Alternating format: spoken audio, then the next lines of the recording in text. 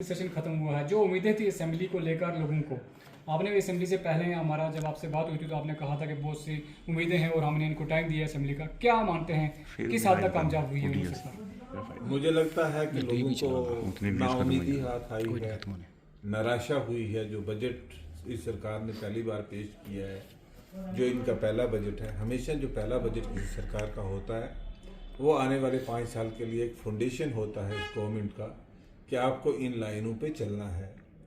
तो आपके सामने है कि काफ़ी अरसा के बाद यहाँ इलेक्शन हुए और इलेक्शन के बाद यहाँ सरकार बनी और उमर गवर्नमेंट का ये पहला बजट था और बहुत सारे इलेक्शन में उन्होंने अपने मैनिफेस्टो में लोगों के साथ प्रॉमिसेस किए, वादे किए और जिन वादों पे ये तवक्को थी कि उन वादों को अमली जामा पहनाएंगे वो इस बजट को लेके।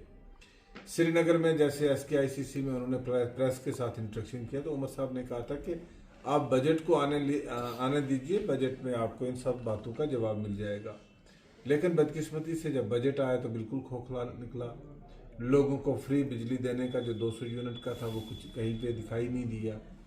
लोगों को फ्री गैस सिलेंडर देने थे वो कहीं दिखाई नहीं दिया। लोगों की पेंशन्स बढ़ाने की बात थी तो वो कहीं दिखाई नहीं दिया। 1 लाख बेरोजगार नौजवानों को नौकरी देने की बात थी तो वो कहीं दिखाई नहीं दी।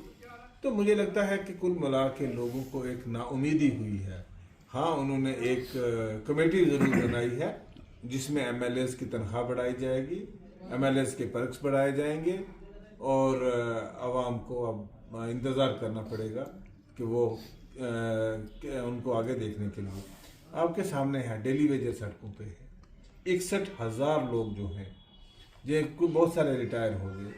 तो ये इतनी देर से इंतज़ार कर रहे थे कि MLAs की तनख्वाह बढ़ाना ज़्यादा ज़रूरी नहीं था कि उन डेली वेजेस की को रेगुलराइज किया जाए। हमारा बिजली का निज़ाम, पानी का निज़ाम, दूसरे निज़ाम जितने भी चलते हैं ये तमाम उन डेली वेजेस के सर पे चलते हैं और उन डेली वेजेस के साथ भी बहुत बड़ी नाइंसाफ़ी। सर, आपने डेली वेजेस की बात की। 7 साल से यहाँ LG इंतज़ामिया काम कर रही है। क्या उस 7 साल में डेली वेजेस का कुछ हल नहीं निकल सकता था? देखिए, मैं तो कोई LG का नुमाइंदा नहीं हूँ कि मैं LG की बुनियाद पे जवाब दूंगा, लेकिन मैं कहता हूँ कि हमारा चुनी हुई सरकार को सवाल करना जो है वो हमारा अधिकार है और चुनी हुई सरकार ने ये वादे किए थे कि हम चुन के आएंगे तो इसको इम्प्लीमेंट करेंगे। तो मुझे लगता है कि नाइंसाफ़ी है उनके साथ और उनके साथ इंसाफ होना। जुल्फिकार साहब, 6 महीने का टाइम दिया है, कमेटी तश्कील दी गई है और उमर साहब ने कहा है कि 6 महीने के वक्त जो है वो उससे कुछ ना कुछ निर्णय निकलेगा। तो आप क्यों कह रहे हैं कि 6 महीने के टाइम में कमेटी, उम्मीदें तो हैं? देखिए, 2018 में एक 590 SRO इशू हुआ।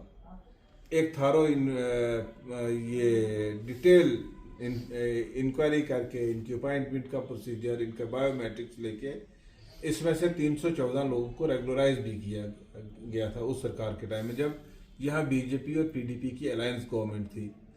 उसके बाद गवर्नमेंट टूट गई तो उसके बाद वो मसला इल्तवा में रहा, क्योंकि ये पब्लिक इशू जो होते हैं ये पब्लिक गवर्नमेंट ही टैकल करती है बाई लॉ।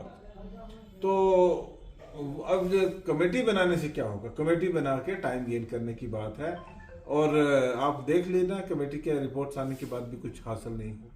सर, राशन की आपने बात की, दूसरे मुद्दों की आपने बात की, लेकिन जुल्फिकार आपने उमर साहब का ये कहना है कि ये शुरुआत है, अगले बजट में इससे और BPL वालों को इसमें शामिल किया जाएगा, उसके अगले बजट में बाकी लोगों को किया जाएगा। तो ये एक शुरुआत है, हमने नींव रखी है।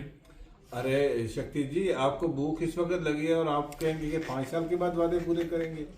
जब आपने चुनाव लड़ा, जब चुनाव में आप गए और चुनाव में आपने कहा कि आप हमें इक़्तिदार में लाइए, आप हमें इक़्तिदार दे दीजिए और हम आते ही इक़्तिदार में हम आपके मसाइल को हल कर देंगे, आते ही हम डेली वेजेस को रेगुलराइज करेंगे, आते ही हम 1 लाख बेरोजगार नौजवानों को रोजगार देंगे।